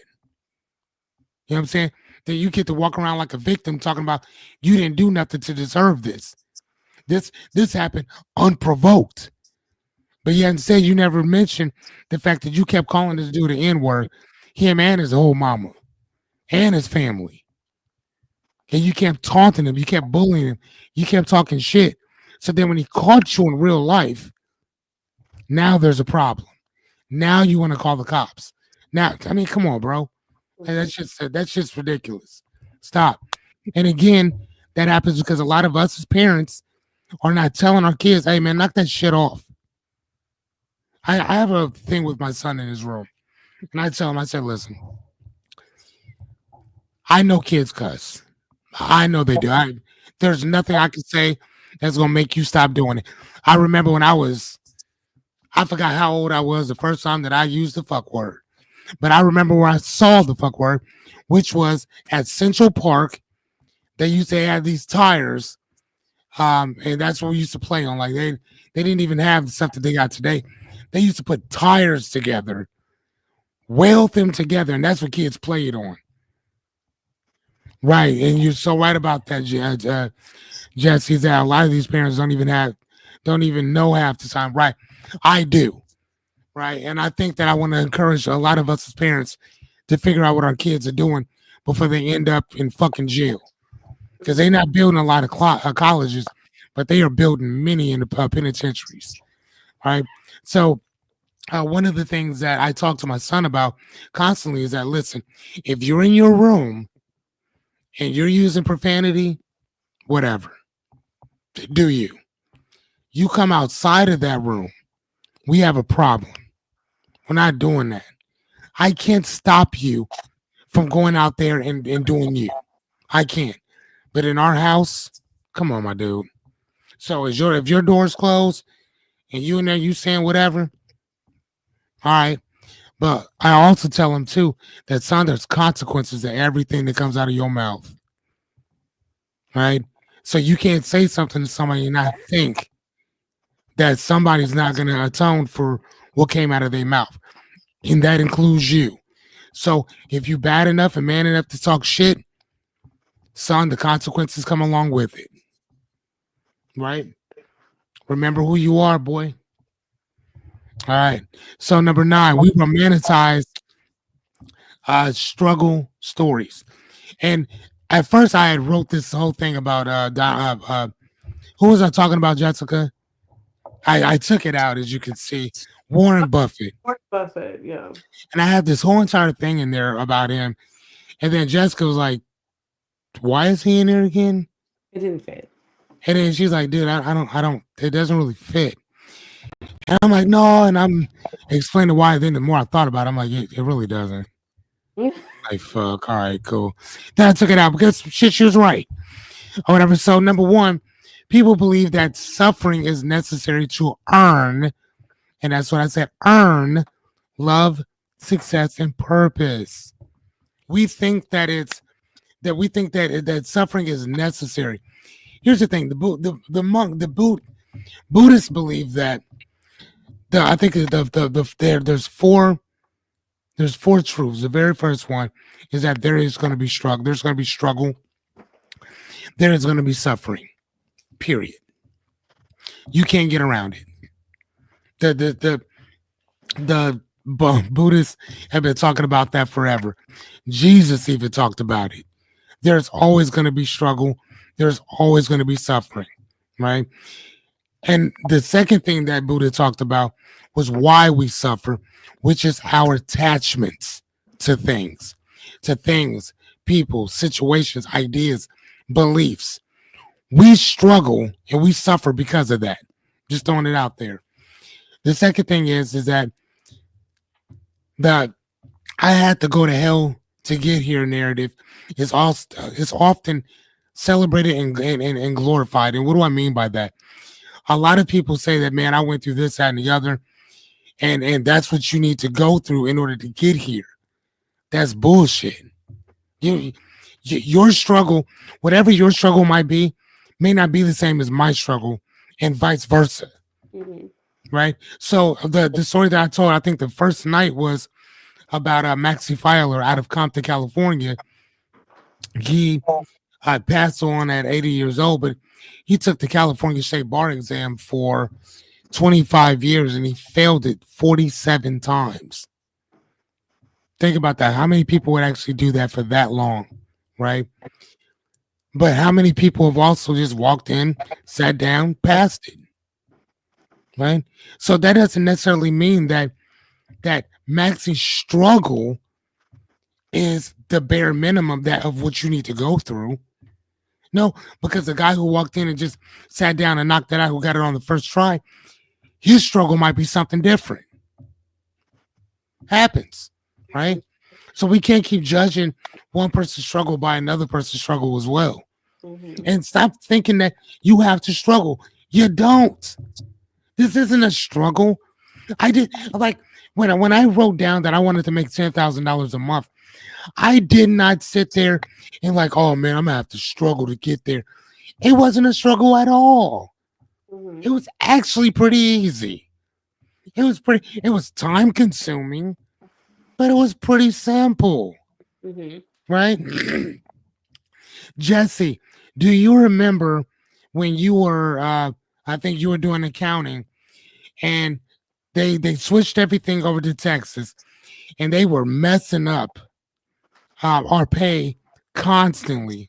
At least I think for a while there. And I called and I just asked what was going on, and then I was there. I'm like, okay. And I think that you and I had that conversation because you were like, you were the calmest person that I talked to about this, and everybody was calling and yelling at you and all that, except for me. Like I never called. I just asked what was going on, and then you told me. I said, okay, well, I mean, shit happens. And my response like surprised you because everybody had been cussing and all upset. Do you remember that? And so again, like I said, though, ladies and gentlemen, we don't have to have these long, drawn out struggle stories to get there. Now they're great for they're great for certain narratives. They're great for that. They're great for movies. Mm-hmm. They're great for keeping your attention, but they're not necessarily the end all be all for everything else. Here's the thing.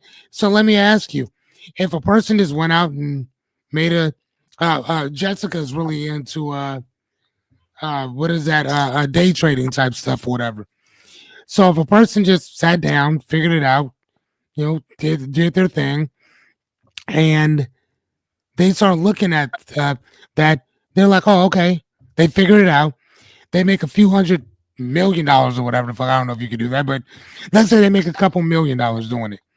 And it's very boring. The process is boring. Everything that they do is just boring as shit. Would you make a movie out of that? Mm-mm. Probably not. Mm-hmm. Would any Hollywood executive be like, listen, this dude's story is so boring, it's gonna make us so much money. No, no. Right. I need cocaine. I need Carter Lake. Great. I need mathematics. Yeah. I need foster homes, group homes, institutions, lockups. I need a prison break. I need SARS. I need COVID. I need the world shaking. I need all of this shit to concur before I legitimize your story. Before I tell people your story. I mean, even me. What do I tell people? Being a life coach for I'm a certified life coach, been a life coach for 23 years. My background is that I grew up in foster homes, group homes, institutions, lockups, right? I decided to become a life coach because one of my first mentors told me that I was a self-made person and he saw me as doing this. It's the first chance that I got, I went into life coaching and never looked back since. But here's the thing. Now that all happened, right? but I want you to think about that. I want you to think about what I just said to you. Foster care, group homes, institutions, lockups. Man, my first mentor, this and the other, blah blah blah. That's the reason why I could tell you that off the top of the dome is because I rehearsed it so much. It ain't nothing that's original. I've been telling that same story for 23 years. But I feel like people are going to want the life coach that has got it out the mud. Like if I were a life, if people were comparing us, right? I just grew up in the suburbs, left my parents' home, and started making six figures when I was 23 years old. Right. I, you know what I'm saying? Like they would probably be like, I'm gonna choose Fearless to be my life coach because he has gone through it all. He's had to get it out the mud. Whereas Jessica grew up with a silver spoon in her mouth. What does she know? So I think that a lot of people, they really do glorify that struggle because Mm, they feel like, okay, that makes people stronger. That makes you mm, who you are. right. Right. And I mean, and that's kind of what I'm saying though. I mean, I think that like going into this third one, the mindset turns toxic experiences into Yes. badges of honor for proof of resilience. It should So, not be like that. and I 100% agree, but I think that sometimes that's one of those things that we do to get people to number A, I guess A, feel sorry for us, and number two, listen to our story because otherwise you're not gonna hear that. Listen, that I went through foster homes, group homes, institutions, lockups from 7 until I was 19 years old, right? Which all happened. Or the narrative that, man, you know what? I was awarded the state and it was actually pretty fun. Who the fuck wants to hear that? Nobody wants, right? But here's the thing. That's also what I tell people. Hmm. That I grew up as a ward of the state. Some of the greatest people I've ever met were in foster homes, group homes, institutions, lockups right alongside me. Some of those people are still my best friends to this day. Like you never meet those people that you met when you were younger, but as soon as you see that person, y'all walk up and y'all hug each other because y'all haven't seen each other in so long. And then y'all don't exchange numbers. You just do your thing and just keep it pushing. You know what I'm saying? I'm just happy to see that you're still here. You know what I mean?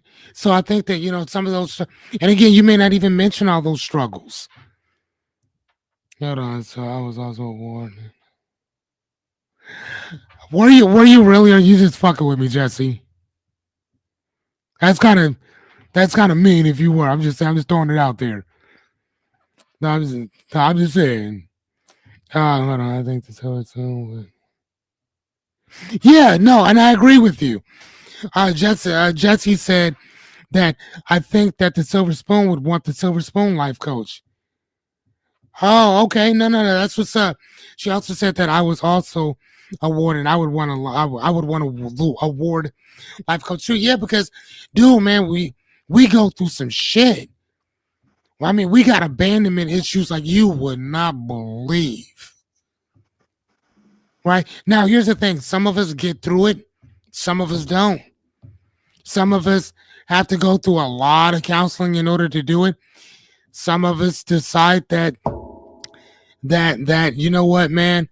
I'll give you an example for myself. Right, my mother and I, we did not have the best relationship at all. And she was consistently always trying to seek merit, appreciation, validation from her mother, right, and never got it. Never got it.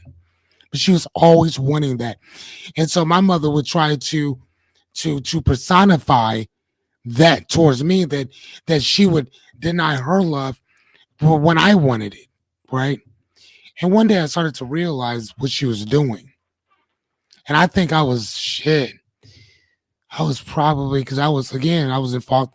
I was in the Alliance Boys Ranch from 15 till I was about shit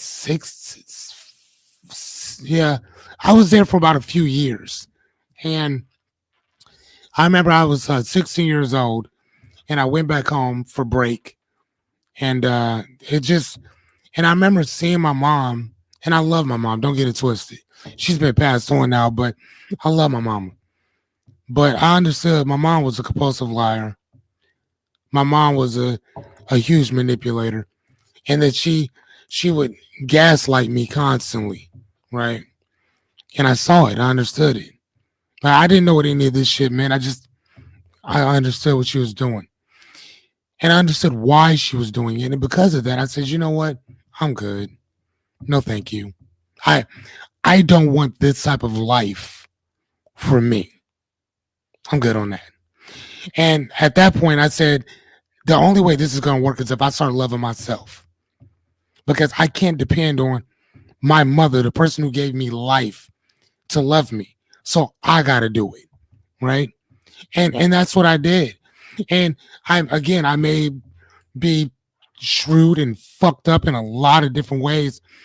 But at the same time, though, I understood that when I had a kid, and that's also why I was so scared to have any kids, which I only have one.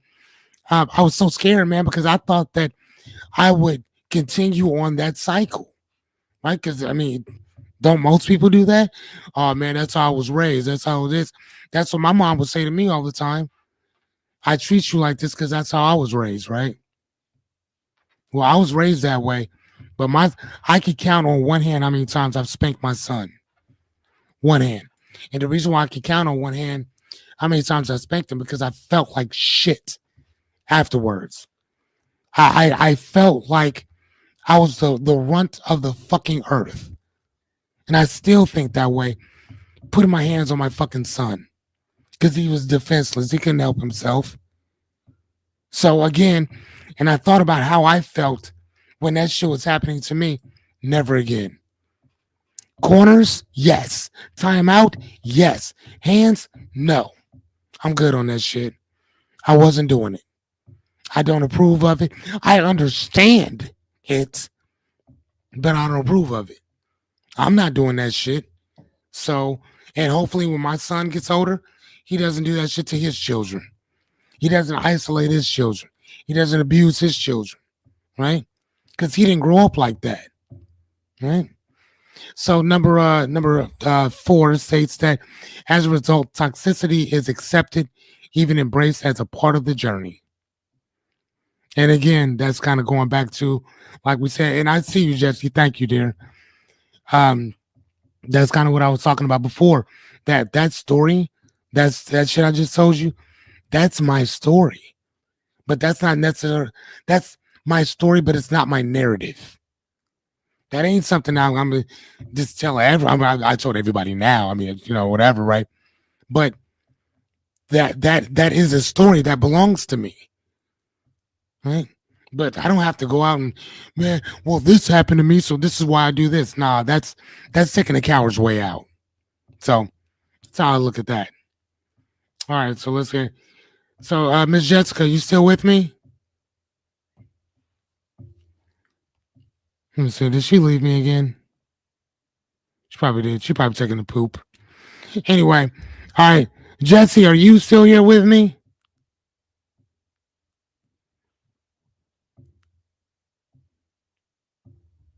All right, so thank you. Oh, you still? Goddamn, what happened, dude? I think that my friend Jessica is having some. She's having some technical difficulties. She is having some technical difficulties. Thank you, Jesse. Okay, so number 10, we fear being seen as being weak. I can see you, Jessica. Do you want me to? Can I put you on the stage, or what are we doing? Do you want me to add you to the stage? Yeah. Yeah. Okay, I got you. Okay, so number 10 is that we fear that being seen as being weak. So there's a word, That's not on here or whatever, but um, the word spectacle or the word respect. So the word respect is RESPECT, right? I was about to start getting into a song, but you can't do that, right? Anywho, so the word respect comes from the word, it's mainly from the word spect, as in spectacle, SPECT, right? So the word respect basically means to see someone. It means to see you. Think about that. That word means to see you. So when a person says, I just want to be treated with some respect, it means that I just want to be seen. That's it. I'm not asking you to like me. I'm not asking you to honor me. I'm asking just to be seen. That's it. And that's what that word means. And vulnerability and emotional honesty are often seen as weaknesses in a lot of cultures, not just the US, not just the West, but in a lot of our cultures. Um, Walking away from toxic people or environments is sometimes viewed as quitting or being soft. You ever see, Jessica? Let me ask you, you too, Jesse, if you're still with us. You ever meet anybody who's been in a really shitty relationship and they're like, man, and you like, why don't you just leave? And they're like, man, I've invested too much time. No, yes, because that was I, me. like I've invested this in this person. I've invested that in that person. I've just been with them way too long to just walk away. Yeah. I Yeah. mean, how many? I'm sorry, say that again. I said, yeah, that was me. I And think go ahead. I'm sorry. no, you're fine. Go ahead. Now, what were you going to say? Nothing. I was just saying I've been there, done Oh, that. okay. I was just going to say that. I mean, you see that in a lot of marriages as well, like a lot of marriages. Hold on. That's the sunk cost fallacy. Okay. Explain that right quick, Jesse, and I'll read it on here. Sunk cost. I know I've heard that before. Explain that to me, please. Um, Number two is well, yeah, well, we already talked about that. So number three is the pressure to appear strong leads people to stay in harmful situations. Ah, you did that. You're so fucking funny. Okay. She just told me Google it because I do that shit to her all the time. Man, all right, whatever. Okay, give me a second. I'm about to go into it now. Hold on. Hold on. You're so funny. Okay, hold on. So the sunk cost fallacy definition.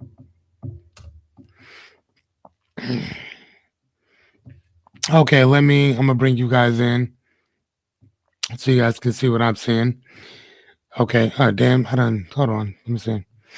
Okay, so the phenomenon whereby a person is reluctant to abandon a strategy or course of action because they have invested heavily in it, even when it is clear that abandonment would be more beneficial. Bam, okay. Look at this one over here. They're talking about the same thing too. Why are we likely to continue with an investment even if it would be rational to give it up? I mean, no, that does make a lot of sense. It's throwing good money after bad, trying to recoup something that you can. Ooh, there it is. Okay. So is that an accountant term or an economy term? Okay, so the cost. Okay, it's all okay. Here, let me see. Hold on. Put this in here with you guys. Okay, so the cost fallacy tendency to follow through with something that we've already invested in heavily be the time of okay, even when it's even when giving up is clearly a better idea. Right, you might as well. Okay, finance. Okay, gotcha. I think that's why I've heard of it before because I've read it in a couple business books, whatever. But it does make a lot of sense. And again, even the book I was just talking about, Exit, Voice, and Loyalty by Albert Hirschman, states kind of like some of the same type of stuff that we'll just stay in it regardless. You know, whether that be because of loyalty or just ignorance or ignoring what's going on. But voicing our opinion or just leaving the situation, most of the time we don't do that. And if we do, we don't ever tell anybody why we left, which is kind of counterproductive, if you really think about it. But okay, here, let me go back to where were we at? Okay. Anyway, sorry. Okay, where are we at? All right, so we'll remove that one. Go back in here. Okay, hold on, add to Sage. Okay, so here we go. So hold on, but it's an emotional thing. Yes, of course it is. Jesse says that, but it's an emotional thing as well. Okay, so the pressure to be okay. So number 3 is this pressure to appear strong leads people to stay in harmful situations. And like you just said, the what is that called? The sunk cost fallacy. Right? I mean, that's kind of what that literally same thing. And number 4 is to survive emotionally, they begin to normalize the very toxicity that's hurting them. Yikes. Yikes. You guys might be thinking like, damn, why does he act like he didn't write that? Don't worry about it. Don't worry about it. Mind your business. I done told you mind your business. No, I'm just joking around. But again, though, I mean, is it not serious though? Right? I mean, don't we do that? We sit in the boiling pot as it just keeps getting hotter and hotter, and then we justify why we're there. And we justify the person turning up the heat on us. Oh, they're just doing this to help me. I only got a few more lessons and I'll be okay. So you only got 3 or 4 more degrees and you're dead. So, I mean, shit, that's how that works, right? All right, so here's the thing, and enough of the doom and gloom, right? You can't talk too much shit without reversing some of this normalizing toxicity. Sorry. So, number 1, normalize emotional intelligence and accountability. So, number 1, teach emotional regulation, empathy, sympathy, I would also say too, and self awareness, which is again accountability in the homes, schools, and the workplace. Here's the thing, you're not going to get that shit at school for the most part. It starts at your house. Respect, dignity, integrity, character starts at home. It starts at home. Foundational principles start at home. Belief, values, all that shit starts in your house. It starts in your house. Right? Number 2, reward vulnerability and growth, not just results and or dominance. One of the things that, like my son, I remember, like even now, like if he's crying, like I remember when I was younger, man, and I was going through some shit, it's like, man, men don't cry. Hold that shit in, suck that shit up. But like now I'm like, my son's crying, I would never tell him that. Never. Now, the one thing that I will tell him constantly is I'll say, son, it's okay to cry. The one thing that I would warn you about is who you cry over. Crying is okay. It gets the emotions out, right? And it's gonna make you feel better. But it's save your tears for the people who want them. You know what I'm saying? Like save them for people that are worth crying over. Oh. And I said, son, you're not gonna understand that till you much later on in life. That's when you'll get it. That's when you'll understand it. Until then, my love, right now, I'm just giving you words right now, buddy. That's it. All right. So number 3 is hold ourselves, hold ourselves and others accountable without shame, but with clarity. Just like I said with my kid, we got to do that with our children, not just with our children, with each other. And I'm a huge, staunch proponent of doing fuck shit like this. I remember, and Jessica will, she will state that he needs to hear from himself. Yes, he does. Yes, he does, Jesse. I tell him that all the time. It's okay to cry. Get it out. Um, one of the things um, that I tell people, well, not just people, but my kid, is that when it comes to a lot of this, you're gonna feel like you're on your own, and sometimes you will be, right? Like it. Oh no, I know where I was going with that. So being on some fuck shit. So I remember I was messing with this young lady, and she was crying in my room, and not just in my room, in my bed. Like it wasn't like no weird shit, but she was crying. I think over something I said or whatever, which I've been known to, whatever. And I asked her, and again, ladies and gentlemen, this was years ago. I asked her to please excuse herself to the bathroom because I did not want her crying on my pillows. Like, Actually, it's worse than that. She was crying because the her brother tried to commit suicide and you asked her to go to the bathroom and cry. There you go. well, again, like I said, there was something I said. Terrible. Oh, that's terrible. Yes, I mean, yes. Again, ladies and gentlemen, like I said, out of 10 things, I only care about three. Sorry. Sorry.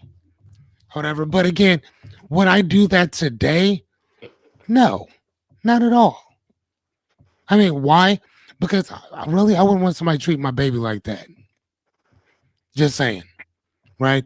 I mean, but again, no, I have to sometimes be reminded that, hey, bro, you need to be a human for a minute, because I'll forget, and it's easy for me to slip back into that I don't give a fuck mode.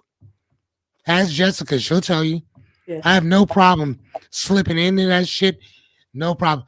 Like if it's like a winter night and the bed is just warm, I'll slip right on into it. No problem. Hmm.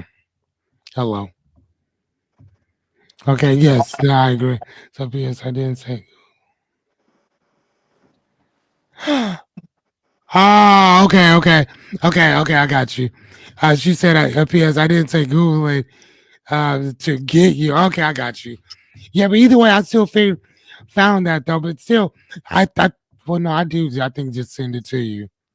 But you do Google it though too. Like when I was telling you about that word, floxinocity hilipilification. Hmm. Yeah, I love that word. Great word.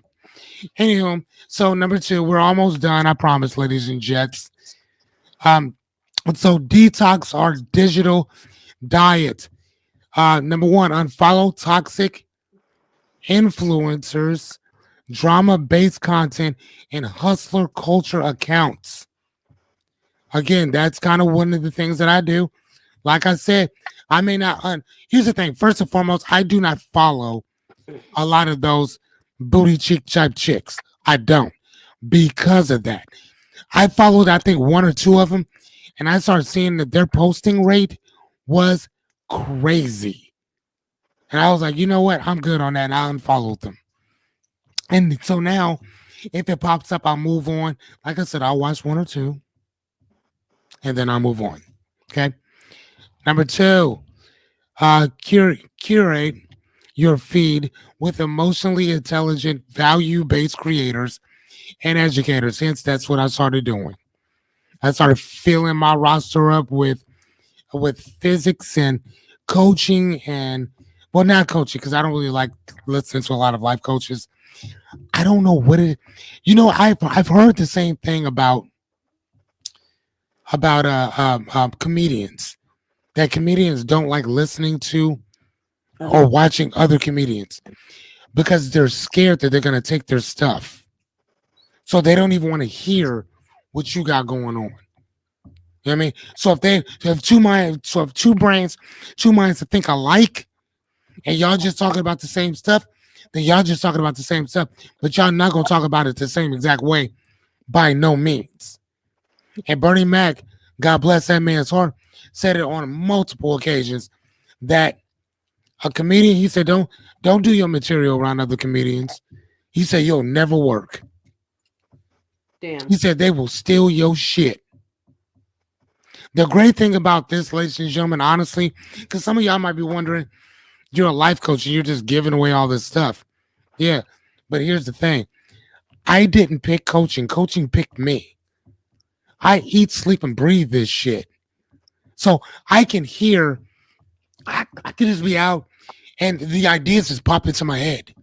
It's, that's why I'm always telling y'all, carry a pen and pad at all times. Like I said, hey, hit me up. I will pull up on you and bring you one, especially if you're in the metro area. If you outside, if you in Lincoln, you already know what it is. But if you in Omaha, I got you. I have no problem with that. What did you say? You're in Iowa. Where in Iowa? Mo Valley? Yes, I'll drive an hour to bring that to you. I have no problem with that. I'm sorry, what do you say? You from where? UNL? Lincoln? You're good. You can wait. No, you're okay. You don't need anything. You're fine. I'm just joking. No, I'm not. Anyway, all right. So what's the other one? All right. So number 3, be mindful of what entertains you. What you watch, you start to mirror. Mm. Now, I watch a lot. I used to watch a lot of clappers. I can't emulate that, but you know what problem is with that? Is you start watching people like that. And again, you start emulating that and you start subjectifying people like that. You see what I'm saying? So although you may not mirror it, you're still mirroring it because you're watching it not online, but in real life. Which again, if you see a beautiful woman, you know, heterosexual male here, that's fine. There's nothing wrong with looking. There is something wrong with gawking. There is something wrong with staring. And listen, just because I have a set of binoculars on my car, that's my business. I done told you before, mind your business on shit. Let's go to the next one. Anyway, number 3. Oh, what did you say, Jesse? Carter Lake? Oh, I don't. Oh. I mean, here's the thing, though, Jesse. I don't have a problem with Carter Lake, though. Like I said, I mean, I'm cool with them. You know what I'm saying? I mean, like, I like, what is it, the Dollar General y'all got over there? In that weird place with the heart next door to it. I don't know what that is, but yeah. I mean, you guys have Ponca. I mean, if you're a smoker, you got that casino over there, which I haven't. You know what? I think I should go to. I should go there once, just once. Go check it out. They also have Perkins. Is that Perkins or Denny's? Perkins. Are you sure? Yes. Okay, Perkins. Perkins is over there too, to deliver the notepad. I got you. Hey, after this, send me it, and I will bring it to you. She No. said, JK, I don't write. Oh yeah, nope. I just saw that. Okay, Perkins. Okay, you're good. It's a jokey joke. She's a little jokey joke. Okay, well, I'm just saying, like, hey, boom, these things are amazing. Well, put it in your phone then. I don't know, put it somewhere, right? Okay, what is that, Perkins? Hey, you know what, Jessica? I think we might need to slide over there. Perkins is hit or miss. It's great when it's That's what I'm saying. And I most of the time I've heard you argue with people. It was, oh, she said I don't write, I swipe. This dude is crazy. This, I mean, you know what? Maybe I'm taking that somewhere different. Where she, other than what she attended, I do that sometimes. I'm sorry, Jesse, if I did. But please tell me that it's. You mean like to please tell me that that's to tell me that tell me I'm not gaslighting myself. Please tell me, because if I am, like I should probably stop doing this because it's crazy.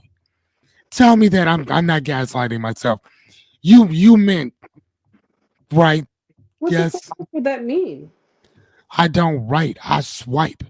I mean, What you know, else were you talking about? what are you talking about? What am I talking about? Jesse, please tell her that I'm not going crazy here.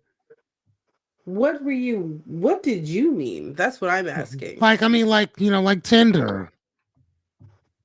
Like Tinder, or I don't know the other ones. What's the other ones that does it? I don't know.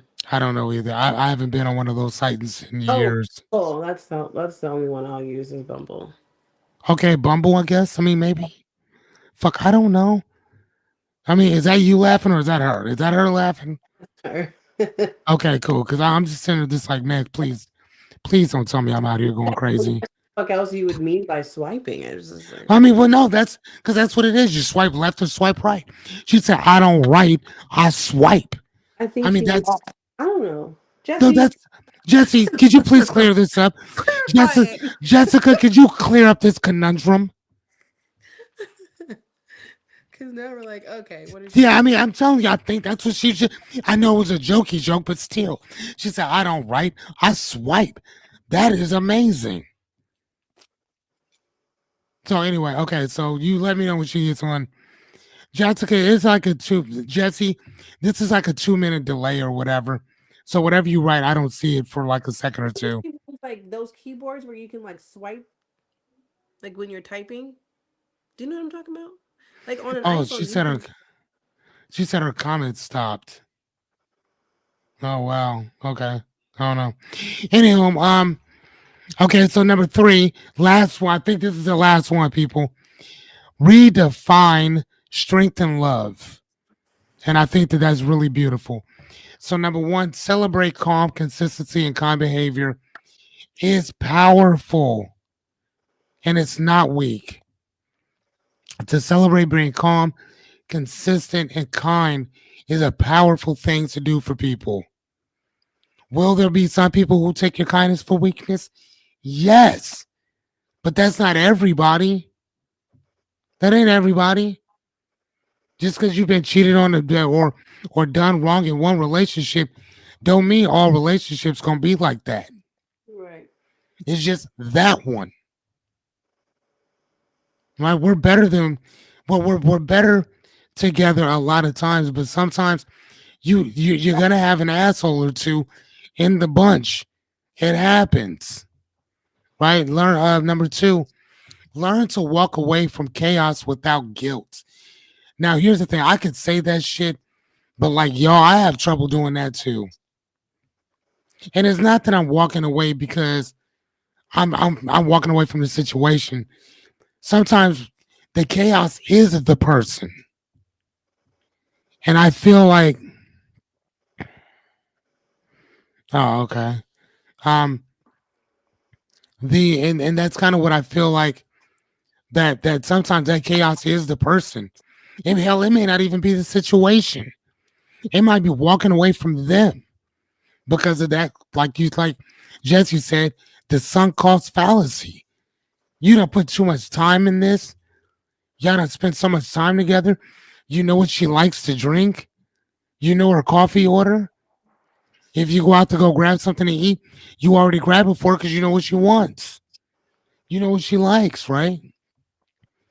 And now we got to give all that up.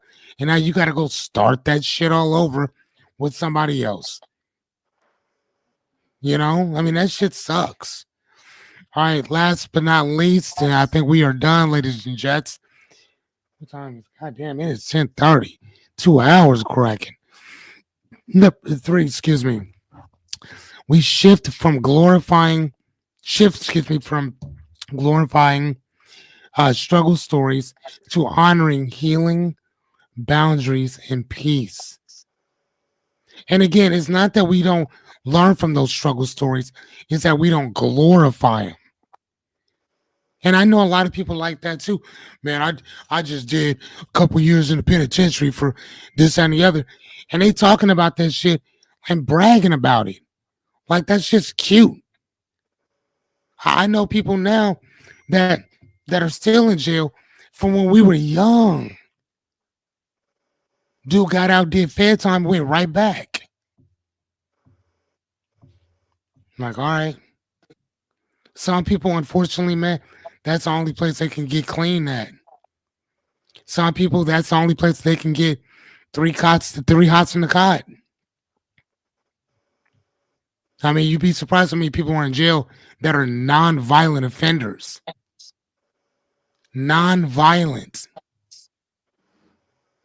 in there with the with some of the lowest of the low, right? So again, I'm just talking about these struggle stories, man. We got to be very, I think, particular and um. I mean, it's we got to stop glorifying that shit, man. It's not cute. Entertaining, yes, but destructive too. You know. So, man, I've this has been a longer one than usual. I'll probably try to break it up a little bit more next time. But you know what? Shit, I don't know. This is, I've seen podcasts that were that were boring as shit. That were 2 hours. I've at least amused you in some way with the weird ass conversations with my best friend Jessica and with our great conversations with our friend Jesse. On the on Facebook or whatever. Like, man, this has been beautiful, man. But I hope that you guys can remember that toxicity for the most part, it's more like it's not just a mindset, but it's a whole ecosystem that goes along with it. Whether you're online or offline, wherever you are, there you are. So if you're into fuck shit, you're into fuck shit whether you're online or not, right? Mhm. But either way, ladies and gentlemen, I appreciate you. Jetsy, I appreciate you tagging along. I don't know how long you're gonna be able to be on this road with me, but I appreciate you being here, man. I appreciate it. It's my best friend in the whole world. Well, right along with Evan. Jessica, I appreciate the hell out of you. Thank you, dear. Likewise, I'm thank you. very, very much for getting on here. You didn't show your face or nothing like that, and and that's fine. I mean, I just wanted somebody to know that you exist and that you're not a bot. That you're an actual real person.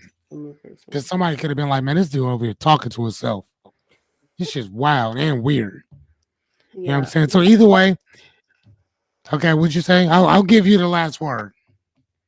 I don't need the last word. I think it was. I think this was great. I'm shocked this went for 2 hours. There's a lot that went into this topic, and I think what you taught was wonderful, and it really broke things down and clarified a lot of stuff. So And I'm happy that you feel that way because you are also the person that told me that I did not explain certain things. But was that the first or the second? Now I think that was like the that first. was the first, but you took that and you like ran with it, and you really corrected that because this you went into great depth, and people can actually walk away with a lot more knowledge about toxic relationships and toxic mindsets. Right. Especially dealing with certain people, man. But I mean, again, I think this is one of those things that we all have to deal with people in general. Hmm. I mean, if it sucks, but I mean, I think that together, like I said, man, you're not broke, you're not broken. I just think that some of us lack the skills, the techniques, and the strategies in order to handle these things. That's it, and Yeah. that's all I'm trying to provide. That's all. So, all right, people. Until next time, I will see you guys again. Jessica, say goodbye to them. Goodbye. All right, see you guys tomorrow on day 7. All right, bye.